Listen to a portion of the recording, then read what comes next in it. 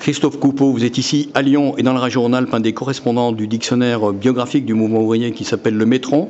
Vous participez en même temps à une recherche qui est accomplie par la CFDT sur sa mémoire, ici à partir des années 68. Qu'est-ce que ce travail vous inspire justement pour la conservation de cette mémoire ouvrière ? C'est le fait que ce travail, moi, me permet, à travers les parcours de militants, de voir concrètement ce qu'ils ont fait. Il y a déjà ce groupe là auquel je participe et auquel j'apprends énormément de choses. On croit connaître la période de 68 et avec ce groupe, j'apprends concrètement qui étaient les acteurs de ce moment.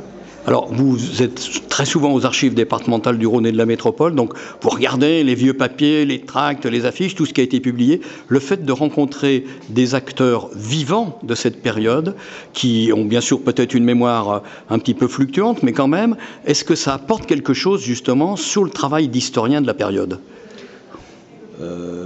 Oui, parce que pour moi, souvent dans les papiers, il y a un côté vivant, mais à travers les témoignages, il y a ce côté très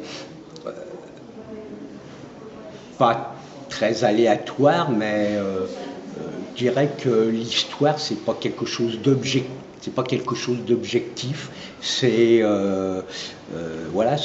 des gens avec des personnalités, avec des engagements. Et pour moi, c'était très important de voir ces acteurs avec toute la vivacité de leur vécu.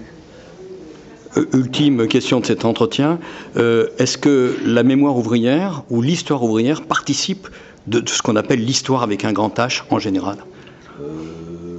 Oui, parce que les grands événements de l'histoire de France est toujours fait avec les acteurs de l'histoire ouvrière.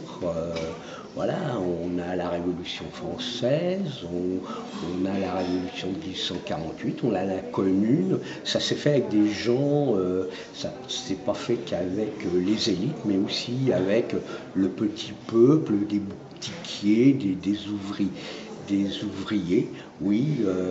Et quand je parle des ouvriers, ça peut être aussi les ouvriers intellectuels.